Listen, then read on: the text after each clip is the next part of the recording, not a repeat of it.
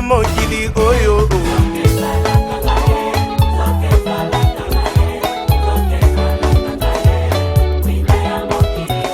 Nzoka ezalaka ngaye, nzoka ezalaka ngaye, je suis convaincu ezalaka ngaye, mwina ya famille na ngaye oyo.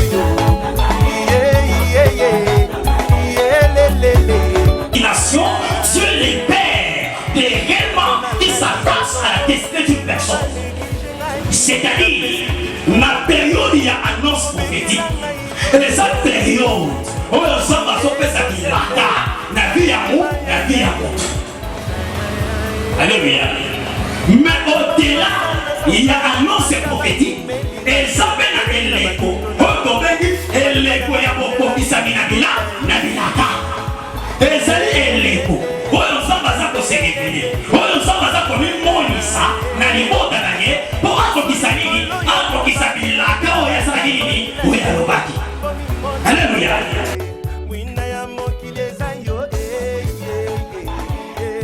Sambe na biso maboko. Bolo na sura lokumu. Alléluia. Voilà. Zamba zolokumu. Pamba tapesi biso zela. Tozwa balisusu na bozalisa bilaye. Na zongisi matondi mingi na tata wangai mobateli pate. Na kombo ya papa Justin Tweba oya salinga ngulu.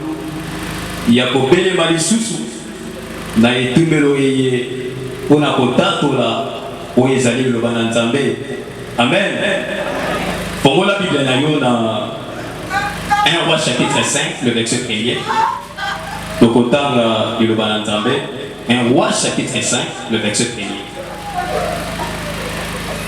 Hiram, roi de Tyr. 1 Roi chapitre 5 le verset 1er jusqu'à 4. Hiram, roi de Tyr, envoya ses serviteurs vers Salomon, car il a pris qu'on avait un pour roi à la place de son père. Et il avait toujours aimé David. Salomon fit dire à Hiram, tu sais que David, mon père, n'a pas pu bâtir une maison à l'Éternel, son Dieu, à cause des guerres dont ses ennemis l'ont enveloppé jusqu'à ce que l'Éternel les eut mis sous la plante de ses pieds. Verset 4. Maintenant l'Éternel, mon Dieu, m'a donné du repos de toutes parts. Plus d'adversité, plus d'adversité, plus de calamité. Alléluia. Le bon ensemble maboko. Balika mikati na kolo na banza oyo ezali poso ya misatu oyo tozokoba na kati ya malakisi na biso nawe etali bopemi nalifalase babengi yango le repos. Alors maman na ngai likambo ezalaki boye le repos, 2 points, malgré le combat de la vie il y a toujours un repos que Dieu a réservé pour ses élus. Autrement dit, pour certifier les choses, malgré Bitumba, Olomoto a coupé beaucoup dans la vie, malgré la réalité contraire, malgré la dégâts à Satan dans la vie à Moko, mais Ezaka dans la Moko, Moko, Olo Samba Bogisa, on a coupé, il n'y a pas d'anaïe. Alléluia.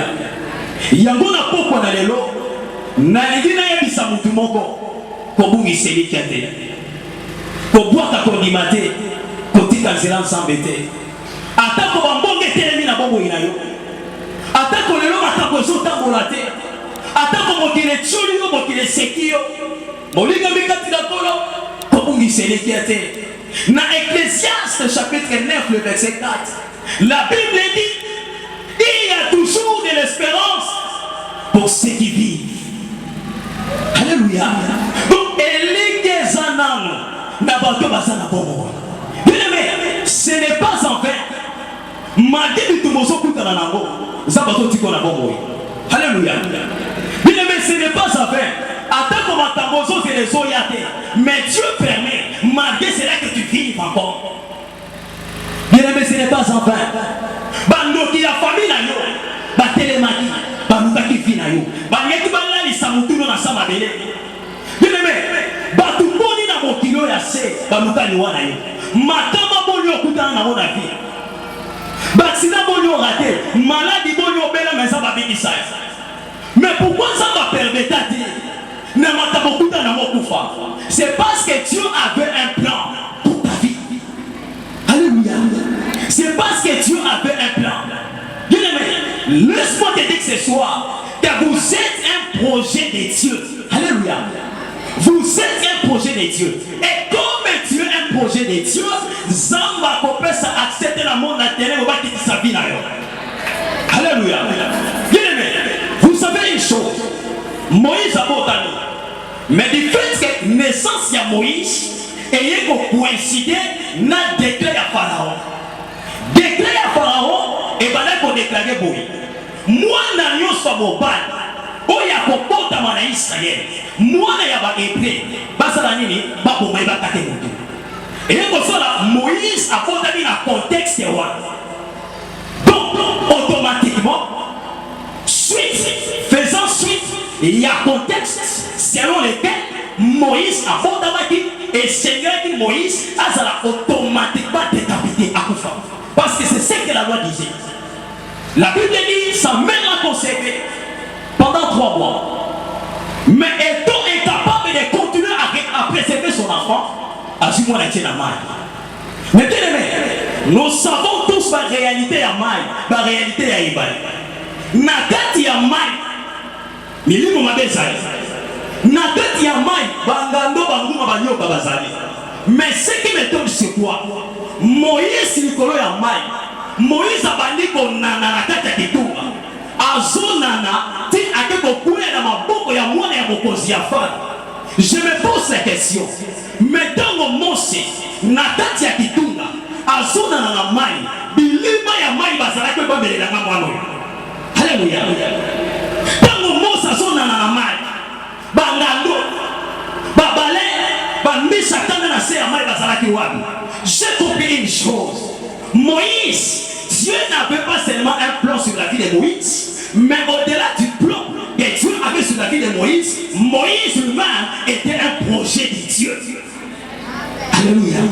Bien-aimé, lorsque vous êtes un projet de Dieu, bien-aimé, 85 000 sorciers indiens, nigériens, basangani, pourquoi on a dit ça qui c'est ça ma classe? Atabalokiyo, bien aimé, au correction de la vie.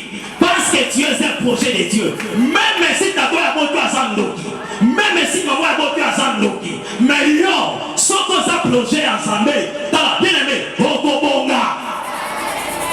Alléluia, Okobonga. Bien aimé, Moïse a porté dans le contexte habituel. Moïse a botami à Kouti la loi établie.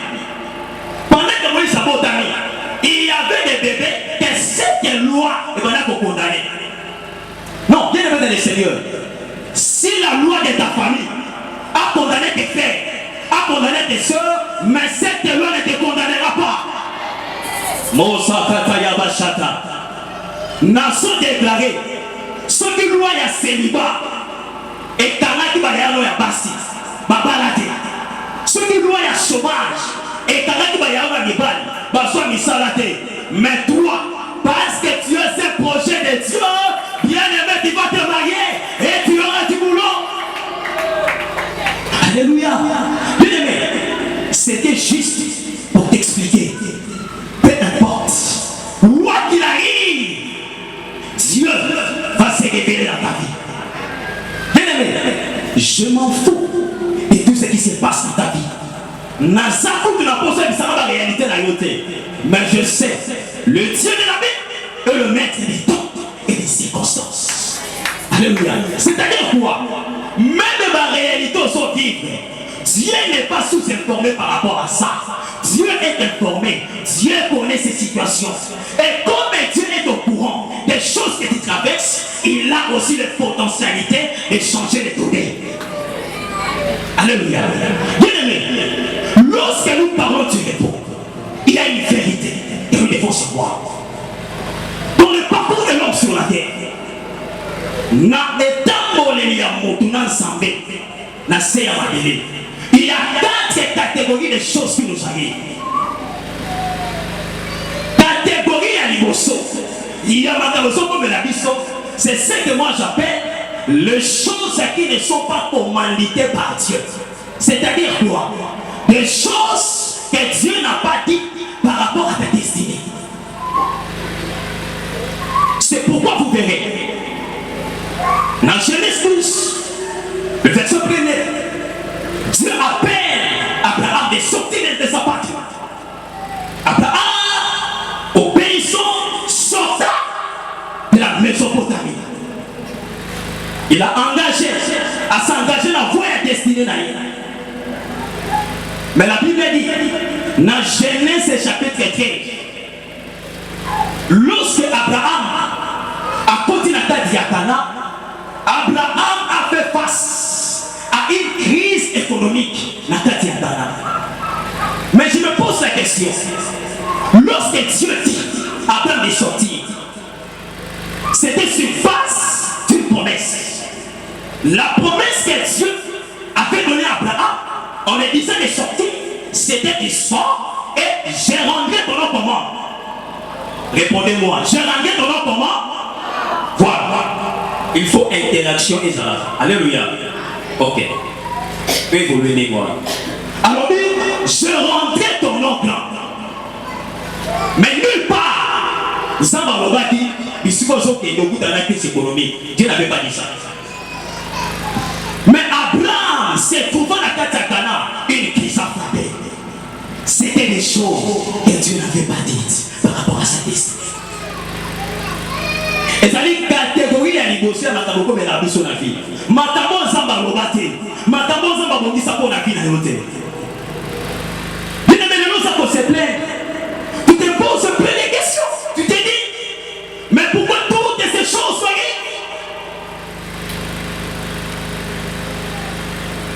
la réalité que tu vis est totalement incompatible à ce que Dieu avait déclaré. Lorsque tu mets sur un tableau, c'est que Dieu t'a donné comme promesse et les réalités que tu sont élevées, il y a un taux élevé de l'incompatibilité. Il s'est fait voir. Et tu t'es dit, est-ce que réellement Dieu m'avait parlé? Dieu a dit à telle date, à telle année, je ferai ça. Mais tout comme il a dit, on a marqué nos os les bâtés. Le cœur est choqué. La tristesse s'installe dans le cœur. Il y a des points d'interrogation. Et ça dit catégorie à des bossos. Il y a pas beaucoup de rabiches. Abraham fait face à une réalité que Dieu n'avait pas déclarée.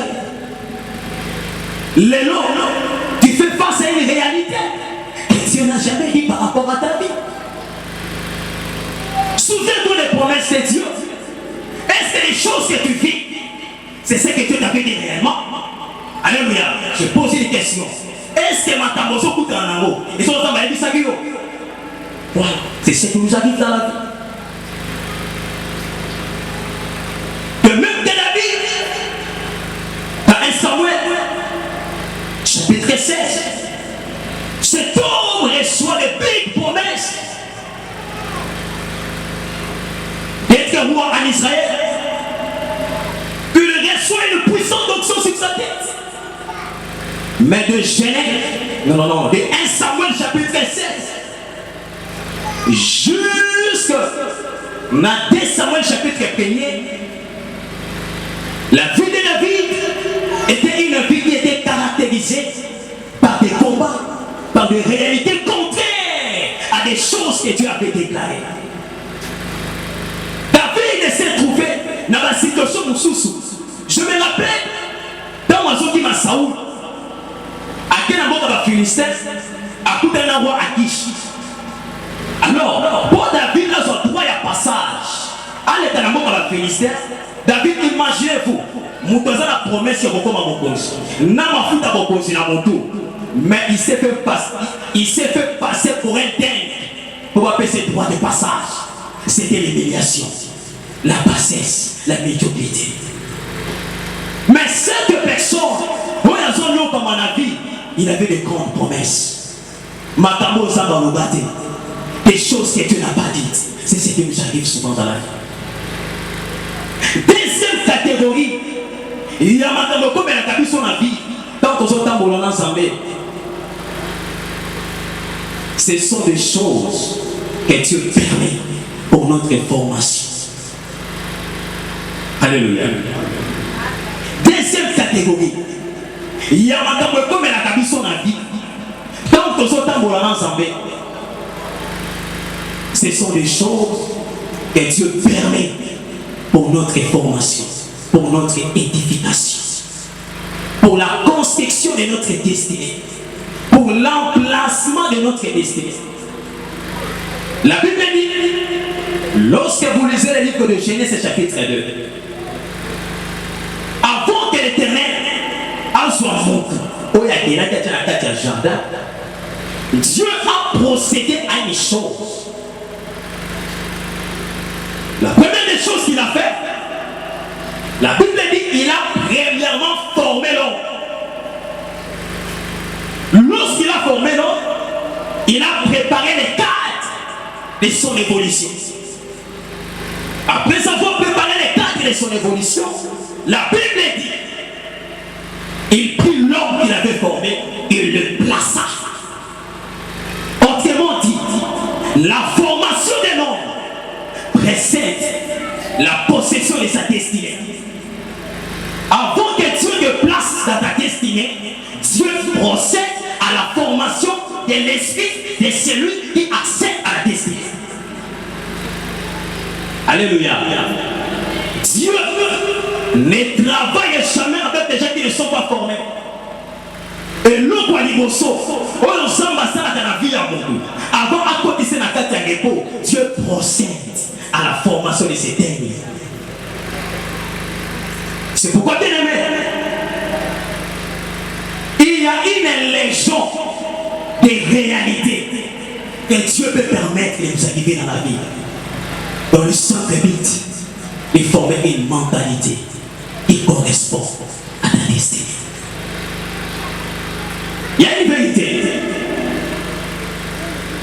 Avant que tu te places dans un repos qui est le reflet de ta destinée, Dieu procède à une formation d'une identité qui serait compatible à la destinée dont tu peux te placer. C'est-à-dire quoi? Zambe avant que tu aies un repos, a créé une personnalité. Azo créé une mentalité, une manière de voir, une manière de concevoir, et une manière de faire, et une manière de se comporter. Une manière de se comporter qui serait tout à fait relative à la destinée aux hommes. Donc il faut mentalité à Motu et correspondre à la réponse à la personne. Alléluia. Tu ne peux pas vivre dans le royaume de Dieu avec des mentalités impudiques et souillées. C'est pourquoi Dieu a fait ce travail avec Israël pendant 40 ans dans le désert. Vous savez, il y a ce qu'on appelle en informatique, comment dirais-je, éradiquer ou formater. Lorsqu'il capte mémoire, lorsque ceux qui disent que tu es ceux qui sont pleins et sont remplis, pourquoi ça va donner à Sika? Qu'est-ce qu'on fait? Alléluia. Il en est de même. Navi à Motu. Avant Zambé, à côté de la carte, il y a des pots. Il y a des choses dans ton esprit que Dieu doit formater, que Dieu doit éradiquer. Donc Dieu procède à l'éradication des choses anciennes qui peuvent constituer des obstacles pour t'empêcher d'accéder à ta destinée. C'est pourquoi Israël a eu la désert. Non mentalité à Égypte. Non mentalité à Zababikeko. s'est dit, ah bien non, je ne dois pas laisser ces peuples comme ça. Parce que ma vision par rapport à ces peuples est de faire de ces peuples une nation pédagogique. Qui dit une nation pédagogique, c'est-à-dire au travers de cette nation, le monde entier va me reconnaître comme Dieu sur la terre. Comme c'était le projet de Dieu. Dieu a voulu créer au sein de ces hommes mentalité moko où il correspond à la vision ensemble. Bien aimé, ce qui mentalité na yo et ce qui a la vision ensemble, Dieu a cocoté la tête à l'écouter. Il faut mentalité na yo et garder la vision ensemble. Il faut vision na yo et garder la vision ensemble. Ceci étant, c'est alors Zamba cocoté la tête à l'écouter. Alors, une manière pour Dieu, il y a pour former l'esprit à mon goût, se faire passer l'homme dans la épreuve, dans la souffrance. C'est pourquoi, autrefois, nous sommes médités dans le livre de la Pierre. Et je crois que c'est 2 Pierre chapitre 1 ou 1 Pierre chapitre 2, quelque chose de pareil. Pierre dit à l'église, bon, raté, moto, bisika au plus de connexion. Bon matin, et sengeli, bon les kanakati ya moto, bon zambe alo la biloko ya mabe, makamamala mo sala nini? Et puis, oh, moto, oh zamba le kisaka biso, ezali ba épreuve ya vie. Ba metakatano, ba kokoso, o ba beki na fashi ba difficulté. Alléluia. Alléluia. Bete la langue Yesu maboko.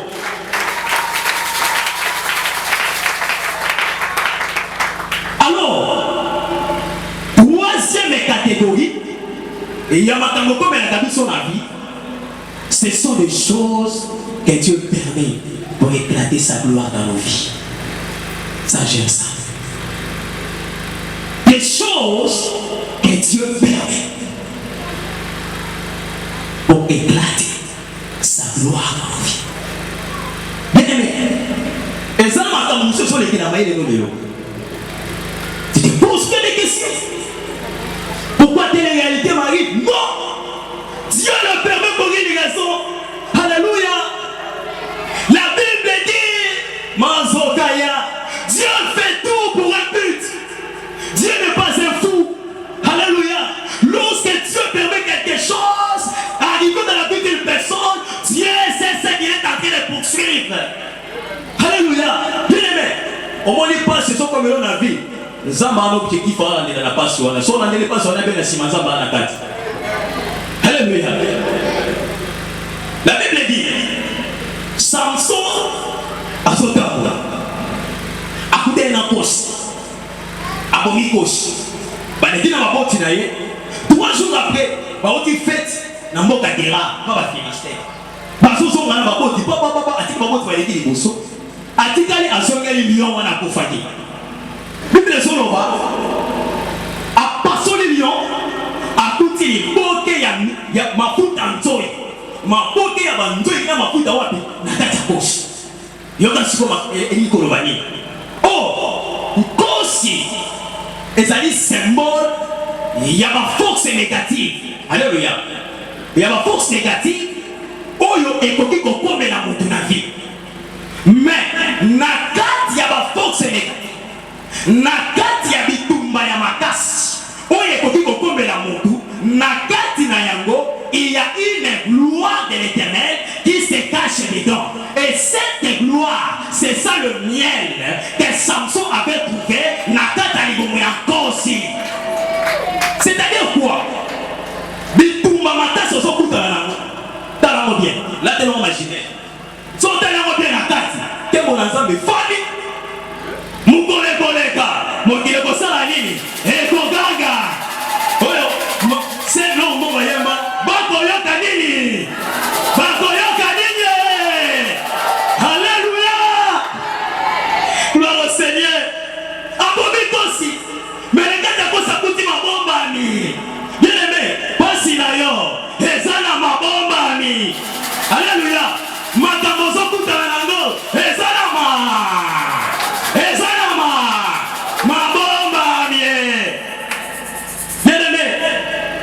Pourquoi on a seka yo? Bango ba seka mais bango ba seka yo na seka bango. Tout le monde na seka bango pour ani. Bon sutuka. Bon makamuza ba ko sala koga e koganga. Tala, moi makamuza ko sala na yo. Et alors bango la motema. Donc atali fina yo. Aseka kiyo. Otambo na ko ba na Nzambe. Okani makolo. Bien aimé, pendant des années, pour ça que menace et lemba, pour ma collection maman moté. Alléluia. Mais au bas de l'équipe au centre, au bas de l'équipe au Nzambe, tu que mon Nzambe c'est nini et c'est éclaté. Est-ce que maman a dit mon ami? Mais c'est son c'est pas là. Akangaki makolo pendant un temps. Mais pour Nzambe c'est éclaté. C'est qu'une personne qui nous bat, n'a gagné makolo c'est non ça nini, n'a pas s'appelle libala. Après moi tu as pas qualité. Voilà. Yamon leko. Soko banga Nzambe. Koba. Alléluia. Soko banga Nzambe sala nini? Ate matambo zotambo ate sala nini? Loba na kokoba. Loba na kokoba. Loba na kokoba. Koba Nzambe. Bien-aimé. Quatrième catégorie. Il y a matambo comme na kabiso na vie. Alléluia. Bien-aimé, où est ma tâche? Ezali makambo yo Nzamba bongisa. Wana kategoria suka. Oyo Nzamba prépara na bozambe na ye. La Bible dit bato oyo Nzamba yeba ya mokile banda. Nzamba sala nini? Abenga bango. Romains chapitre 8 verset 29. Baoyo Nzambe ayeba yambo mokile salema Nzamba sala nini? Abengi bango. Non, abengi bango na noté. A prédestiné bango. Alléluia. Après avoir prédestiné bango, asala nini? Abengi bango. Après avoir benga bango, asala nini? A justifié bango. Après avoir justifié bango, asala nini? A kotisi bango na kemo. Alléluia. Bien-aimé, c'est-à-dire quoi? Kemo na Nzambe ezali tina oyo Yesu ayaki kokufela nekulusu pona yona nani pona yona nga. Donc ndongo sawana lokolo ndima liwa pe lisekwa na Yesu nekulusu esengelo mona kemo na Nzambe na bombo ina yo. Alléluia. Eza makambo za mabongisa.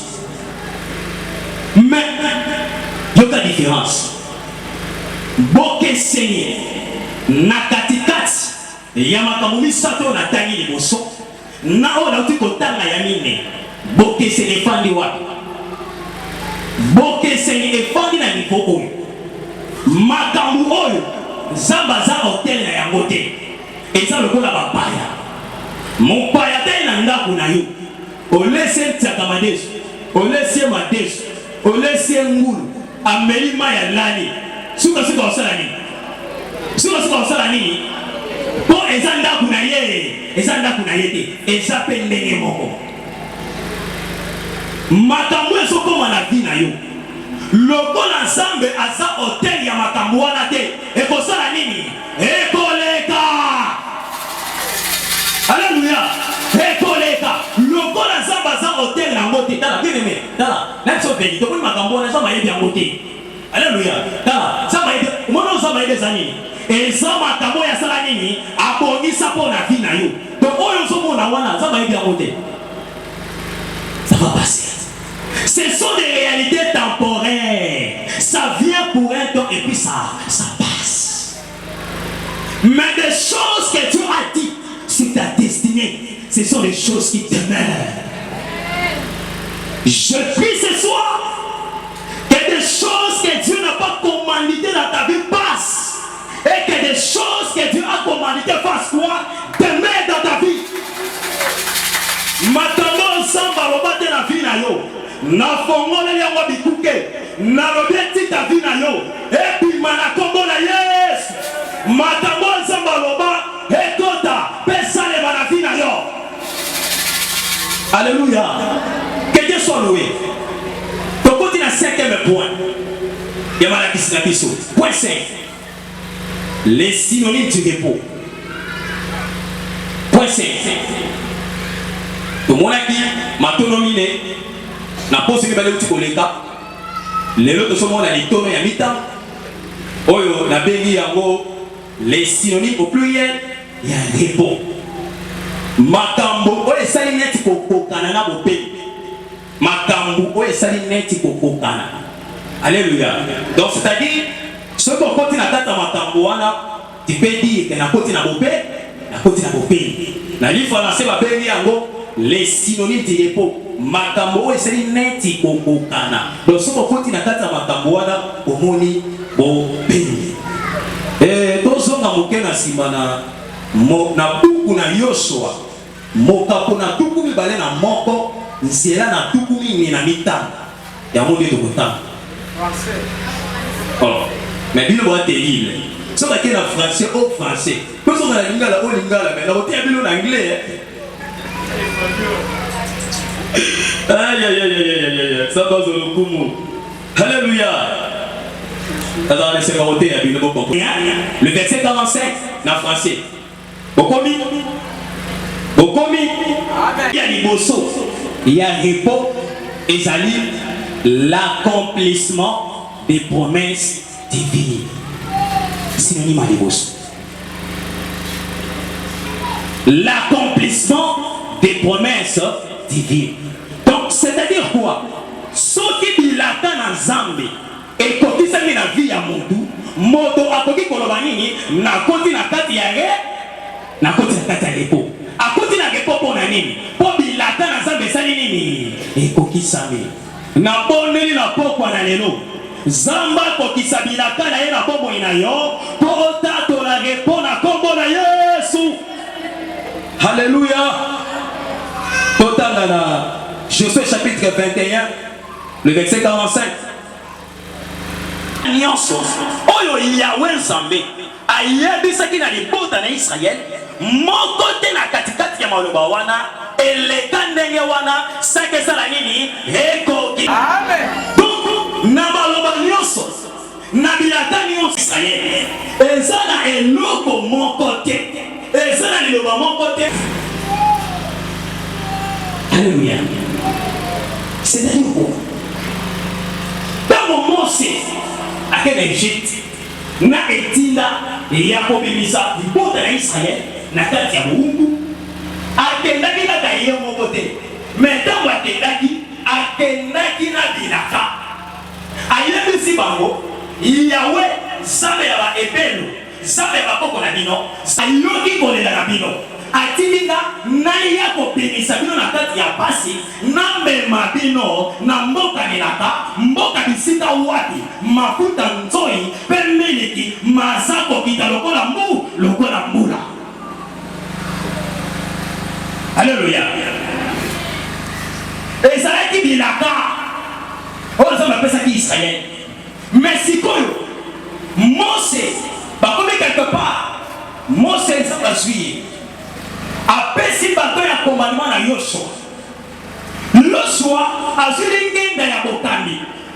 Tango Yoshua azwi ngenda ya bokambi, Nzambe apesi ye bokumba. Mokumba Nzambe apesi ye ezalaki nini? Azwa libota ya Israël oyo bazalaki na kati ya biliki amema bango na kati na mboka lelaka bisika wapi mafuta nzoi na miliki mazako kita. Metango bakomi na mboka milaka nde Yoshua tango ataboli mabele na mboka na Kanana, tango ataboli mabele na bayike ekolo na ekolo ezwi eteni na ya lopango eteni na ya mabele. Yoshua atomboli mongongo alobi na baloba nyonso oyo Nzambe alobelaki bakoko na biso oyo alobelaki Mose eza na liloba moko te oyo eleki ndenge wana seke esala nini ekokisa. Bien-aimé, dans les domaines prophétiques il y a ce que nous appelons les cycles prophétiques, et dans les cycles prophétiques nous avons deux périodes. La première période c'est la période de l'annonce prophétique. La seconde période c'est la période de l'accomplissement prophétique. Dieu libère c'est une personne. C'est-à-dire, la période il y a annonce prophétique. Et les autres périodes, où les hommes sont fait ça qui laka, na vie à mou, na vie à mou. Alléluia. Mais au-delà, il y a annonce prophétique. Et ça fait na eleko. On tombe eleko ya boko qui s'aminabila, nabilaka. Et ça dit eleko. On s'en va ça pour se révéler. On s'en va ça pour lui monisa, na libota na ye, pour ako kisanini, ako kisabilaka, oya saginini, oya lobaki. Alléluia. Bien aimé, le Dieu de la Bible que je te prêche ce soir n'est pas seulement un Dieu de promesses, mais au-delà d'être un Dieu de promesses, c'est un Dieu des accomplissements prophétiques. Alléluia. C'est le Dieu des accomplissements prophétiques. C'est pourquoi dans Romains chapitre 4, le verset 21, l'apôtre Paul dit à l'église de Rome, lorsqu'il parlait d'Abraham, le patriarche, à son alors dit, c'est que Dieu promet, il a aussi le pouvoir de l'accomplir. Bien-aimé, laisse-moi te dire ce soir, c'est que Dieu a promis dans ta vie, le même Dieu qui a fait cette promesse, il a aussi le pouvoir de l'accomplir dans ta vie. Alléluia. Bien-aimé, ceux qui semblent, ceux qui courage, il y a même un peu de prophétie. C'est que ça fait un courage en salanine. Voilà. Donc, il y a un zawana, on va regarder. Alléluia. Tu as la présence ici. Comment puis la quête ça la ligne et beaucoup qui s'en quand la moto na kata motu moto mais comment kobabila nous sommes la moto na tongo hypotension na pourquoi hypertension na kata ta motu AVC akiri pour makanisa ça la ligne et so tambola bilaka et so ko kisamate mais bien aimé na bonne na pourquoi na lelo na marathon de prière oyo Zamba lola kutana na yo akokisabilaka na vila yo. Alléluia. Akokisabilaka na vila yo. Les dieux des accomplissements prophétiques. Amen. Alléluia. Il n'est pas seulement un Dieu de promesses, mais il est aussi le Dieu des accomplissements prophétiques. Amen. C'est pourquoi il dit à Habakkuk chapitre 2, le verset 2 à 3. Il dit à Habakkuk mwana na ngai, zwa masakoli oyo koma yango. Tia yango likolo ya libanga. Pamba te ezali masakoli oyo ngonga nango ezesali nini? Esi ekoki. Ekoko kisama pe ekoleka te sake sala nini sake kokisama. Alléluia. Le Dieu qui libère la prophétie, le Dieu qui donne la promesse, il est aussi capable d'amener à l'accomplissement toutes ses promesses. Amen. Peu importe le temps, bien aimé, l'accomplissement des promesses de Dieu ne dépend pas de l'âge ni des temps. Alléluia. Bien aimé, parce que le Dieu de la Bible n'est pas limité dans le temps et dans l'espace. Bien aimé, le temps ne peut jamais limiter Dieu. Même à 80 ans, tu verras les promesses que Dieu s'accomplit. La Bible dit, Sarah avait doublé la ménopause. Même si elle avait doublé la ménopause, la Bible dit, à cause de la foi l'a rendu capable de concevoir.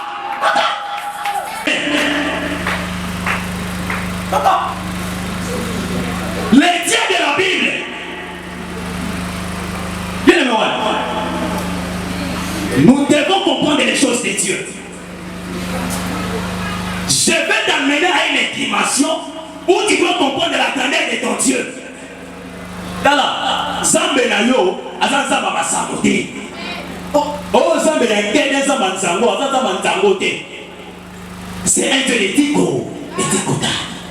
Le Dieu qui dit un mot et la chose a. Et comme si. Wow. vérité de la Bible. Bien aimé, même si ton âge est avancé et que les choses ne marchent pas, cette situation, cet âge avancé ne peut jamais annuler la promesse de Dieu. Sarah a commis dans 90 ans, mais le corps Lazare dit la promesse est ensemble. Malgré que l'âge pour Saraki, la réalité scientifique, l'âge Sarah comme qui n'a pas, est-ce que vous faites? Il y a des méthodes sur le d'après la réalité scientifique, l'âge de 90 ans, moi c'est beaucoup basé.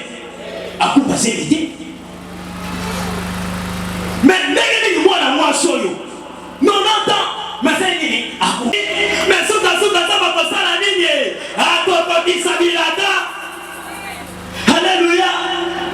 Bien aimé na mokili na biso babobi soki mwana mobali soki moto akomi na 45 ans abongi te apene ba probabilité ya kobonga na vie wana eza batu. Mais na kati ya royaume ya Nzambe ndeko Nzambe akoki kokamusa yo akoki kobongisa yo na 70 ans. Bien aimé tala toza na exemple na mboka oyo ya bato baza pouvoir na poko wana 18 ans ye katikati ya kwa mais quand même asalaki nini azwaki yango mais na ashili. Bien aimé, la Bible dit la nature elle-même ne vous enseigne-t-elle pas? Mais ce qui a manqué à Batou, Moudou, Zot et c'est les liens dans la nantété, la suite pour voir. Bon, on a entendu. Bon, on a entendu. Il y a beaucoup de la ici. C'est bon, il y a entendu. Non, Tikazabata Moussayo. Narobi Tikazabata Moussayo. Que le Dieu de la Bible te raconte et que le Dieu de la Bible accomplisse à ton égard des choses qui vont surpasser ton entendement, des choses qui, lorsque tu seras assise pour réfléchir par rapport à ces choses, que tu ne trouves pas de compromis. Alléluia. Donc, maintenant, ça va passer dans la vie, bien aimé. Donc, on fait des paysans, on fait, on réfléchit. On dit, nous devons aussi la matambo et zanani. Nous devons aussi la matambo et zanani. Et j'entends. Na bondeli makambo yo ekokisa bana bongo ya yo. Le Dieu de l'accomplissement. Lisons Ézéchiel chapitre 12.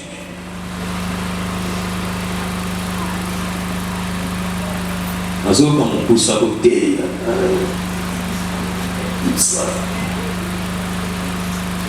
Alléluia. Azoka mokusa.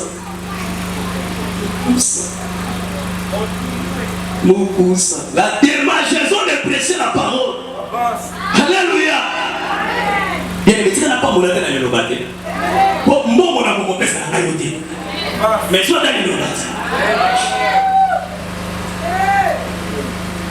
Ézéchiel chapitre 12. Dans la Bible. Bon, au moment où on a été, mais seulement on a été bon. Nous connaissons dans la Bible, assis ma Bible totale. Bon, ton banda n'a pas phrase ni balé, où est-ce que à 24? Vous savez, la phrase ni balé, c'est à 24. Ton banda n'a pas. Avant tout, la phrase ni balé, c'est à 23, mais la possibilité de sortir de l'école de temps où est-ce que les jours approchent. Pour toute télévision était fera quoi? Les jours approchent pour toute télévision de l'éternel s'accomplira. Bien aimé, nous ne dirons pas les jours approchent, nous dirons ce soir, le temps est arrivé où toute télévision de l'éternel doit faire quoi? Doit s'accomplir. Bien aimé, Ézéchiel a conjugué verbe de la future, mais n'a pas quoi dans les lots. Donc on conjugue verbe de la future, nous les conjuguons au présent. Le temps est arrivé. Le jour est là. Et ce jour, c'est ce soir où toute télévision de l'éternel, ni d'oracle trompeur,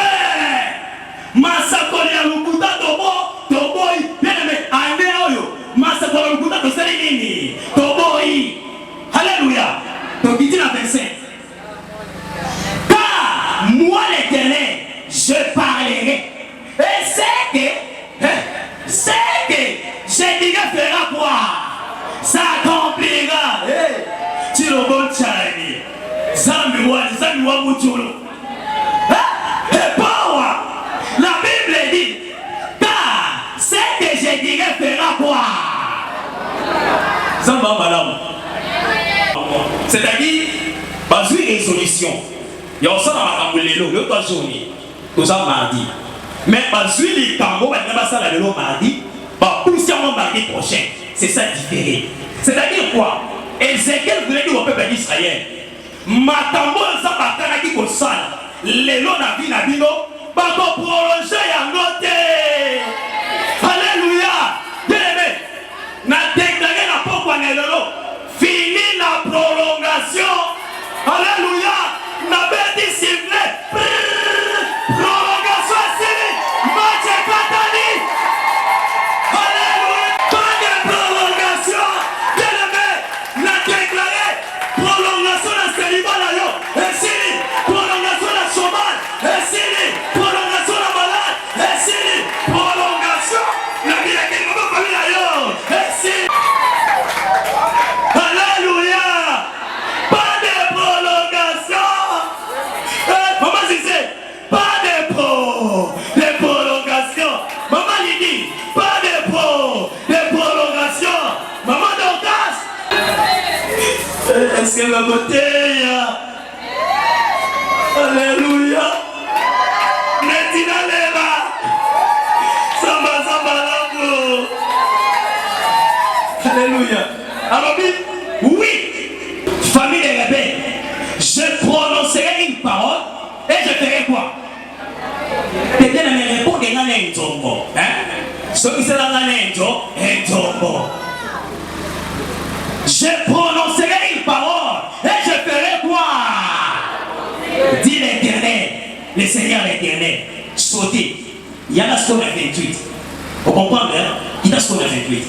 Oh, bien aimé, ça m'a lobby. Il n'y aura plus de délai. Bien aimé, est-ce qu'on a la Bible encore? Mais je ne sais pas où ça va. Papa Garcia, Bible est athée. Wow. Bien aimé, il n'y aura plus de. Non, bien aimé. Na déclaré la pourquoi dans les lots. Na vie na yo. Bilaka na nzam. Kobanda les lots. Quand on est dans la cible de l'eau. Et kozala les sous na délai. C'est-à-dire quoi? Quand on est dans sa barobi, n'est-ce pas ça la ligne? Voilà. Ça va boyer délai. Alors, il n'y aura plus de délai à l'accomplissement de mes plans. Aïe, aïe, aïe, aïe. He love God. Shall we say? Ah! Il n'y aura plus de délai. Ça va sauver. On va continuer. La cycle prophétique, nous avons deux périodes. La période de l'annonce prophétique et la période de l'accomplissement prophétique. Je viens comme elle le dit dans ta vie, une nouvelle période, la période de l'accomplissement prophétique. Si tu le crois, que cela s'accomplisse à coup sûr dans ta vie. Bien aimé, c'est le temps de l'accomplissement prophétique. Peu importe le combat de ta vie, peu importe les réalités négatives de ta vie, peu importe grandeur, il y a une autre famille là. Mais je dis à une personne, le temps est arrivé où tu dois célébrer dans ta vie le Dieu des accomplissements. Le Dieu de la Bible, c'est un Dieu des accomplissements. Ma prière ce soir est que le Dieu des accomplissements se révèle dans ta vie. Bien, dans Genèse 21, premier verset, il a dit, l'Éternel accomplit à l'égard de Sarah tout ce qu'il avait dit. Il est celui qui parle, il est aussi celui qui fait croire, qui accomplit. Amen. Bien aimé, tu dois vivre cette dimension dans ta vie. Et Seigneur de vivre des dimensions de la vie na yo. Bien aimé. Yango, moi je fais ça discipline. Na pour y aller sur dossier à consultation prophétique. Consultation prophétique à Souka na Kendaki. C'est qui na 2014. Je sais pas c'est qui na moi ici dans la même orientation. Depuis wana na lapa. Alors ma consultation prophétique à bout. La vie sikoyo na solo kanzambe ya accomplissement. On a yoki et conquis. Mouté comme un kilo. Alléluia. Ah, les dieux des accomplissements. Dans la bien aimée. Mon professeur dans ce moment, c'est là qu'il y a joué. Si on a dit que si on a dit que j'ai dit, on voit un ligne. Mouté comme un kilo. Ah, ça vous a. Nous sommes dans le ciment. Bien aimé. Et puis ça t'appelle mon côté. N'a pas qu'on soit moi depuis ce qui est 2009. On a beau monter.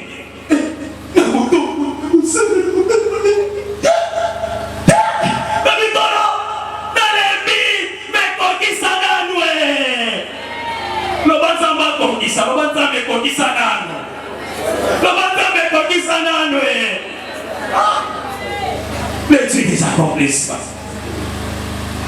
Voilà.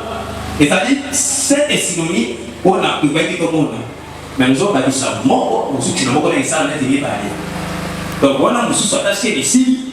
Ce qui voulait que soit ma, nous sommes. Il y a mis balai, donc il y a Jean chapitre 5. Synonyme à mi balai, donc il y a Jean chapitre 5. Nous avons dit que nous avons besoin de l'aide, mais la carte. Nous avons besoin de l'aide. Nous avons besoin du premier verset pour nous soutenir sur la 14. Voilà, allons-y.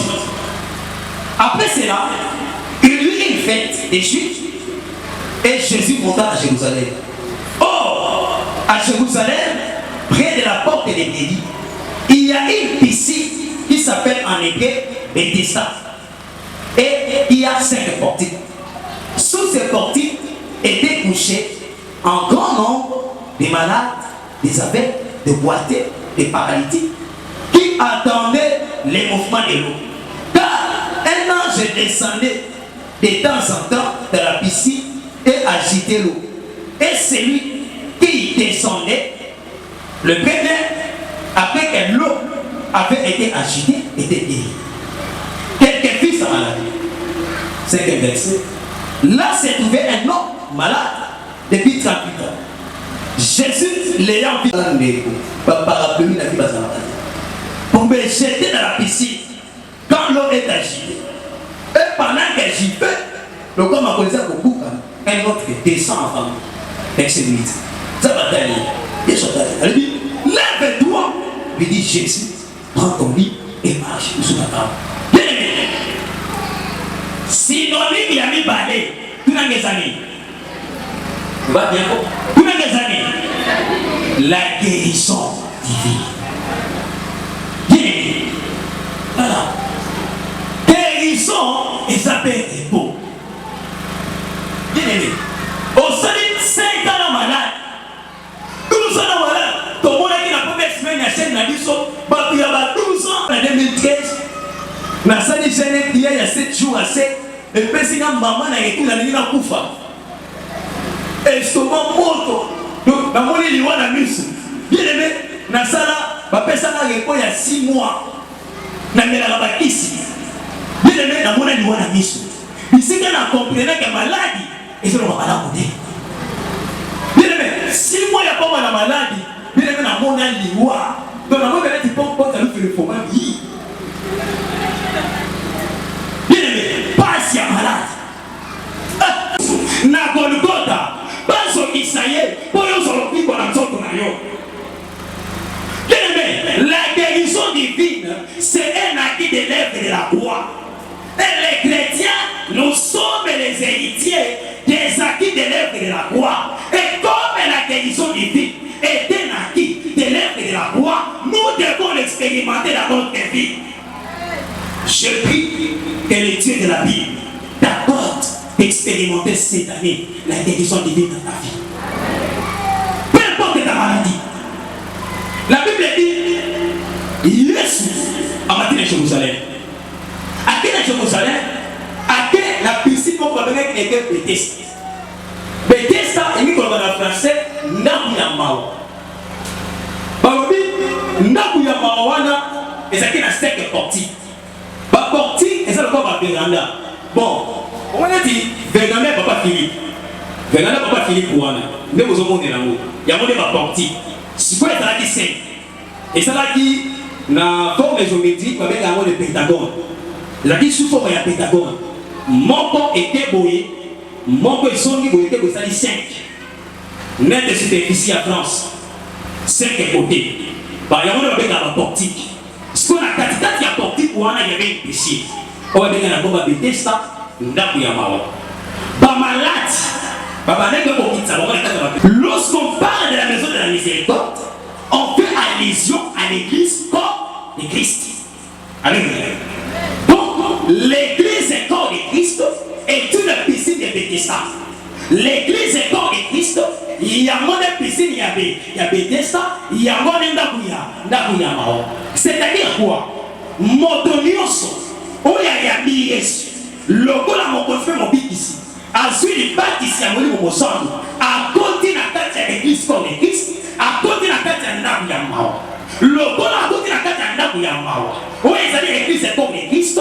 Et Sengeli Naye a bénéficié de la vie Naye, Mawananani, Mawanazambi. C'est pourquoi, dans Hébreux chapitre 4, le verset 12, la Bible dit approchez devant le trône de la grâce, afin de recevoir la grâce et d'obtenir la miséricorde, afin que vous soyez secourus dans tous vos besoins. Or, les 5 portiques, c'est symbolique. Ephésiens 4, chapitre 11, on nous parle des 5 ministères de la parole. 5 portiques, alléluia, les 5 portiques de la piscine à Bethesda étaient symboliques par rapport aux 5 ministères qui représentent les colonnes solides de l'église comme Christ. Or, les 5 ministères avaient pour mission libérer et promouvoir l'extension de la parole de Dieu. C'est-à-dire quoi? Lorsque nous sommes dans l'église comme Christ, et lorsque nous demeurons dans la parole de Dieu, qui est le symbole des 5 ministères de la parole, le miracle de Dieu va se produire. Alléluia. Il y a écrit ce corps de Christ, n'a déclaré saison de miséricorde, n'a vu parce que tu es membre de l'église de corps. La Bible dit Zambé il n'y aura plus de vaines visions, ni d'oracle trompeur au milieu de la maison d'Israël. Car en l'Éternel je parlerai ce que je dirai accomplira et ne sera plus différé. Oui, de vos jours, famille rebelle. Et je prononcerai une parole et je la il est Alléluia. Dieu a vu mon calme. Et c'est là qui la contexte, il y a captivité, la époque il y a Sédikias, Israël et Panzanaki. Donc, le prophète va annoncer que la captivité, bakokana biso boye boye bamonaki mikolo epusani babandaki koloba te kaka koloba makambo nyonso okokisama nango te kaka koloba. Alors yango nene nzambe aosaki ton mpona koyebisa bango ke lokola bozokose moke na maloba na nga, alors sikoyo nazwi les auditions nazokokisa yango na lomba. Alléluia. Eza mpe ndenge moko na yo makambo nzambe alobela yo apesaki dele. Alors soki bandaki kobima okobala okobota tozomona na biso elembo te banyaka na baprophétie balingi kobima ke okobika mais maladi ezokontinue tellement batiolaki liloba na nzambe yango nzambe azwaki résolution ya koloba sikoyo makambo nyonso to na banda koloba na banda kokokisa mo mbala moko. Alléluia. Amen. Voilà le contexte. Amen. Donc linga nzambe alobela yo. Amen. Et c'est Dieu là lorsqu'il parle il agit. Amen. Alors si ça tarde, attends. Ça accomplira certainement. Et Dieu, c'est des frères du soir. Nous avons ce que je veux tarder, ayebi les sons nini, à s'oppresser. Il y en a que si ça tarde, attends. Na beaucoup. Il y a un tout le bas qui était. Donc comme une semaine, bon mais la biso va projet na yo. Comment likolo pour opposoango. Pas la no baso balade. Pas la no baso botate. Pas profession au soir et kokisa maté. To tikani na 3 jours. Jeudi, vendredi pina dimanche. Il y en a au moins appelé ça qui programme. Mon mardi le 11. Donc ça la prière awa. Il y a confession, na réparation. Pour exemple, ma cancer comme ça va être pour nani. Yo mutu basakola pour na yo. Que okobota okobala. Mais yo wana kaka famille ezuyo et même na ndaka bandona. Osali nini?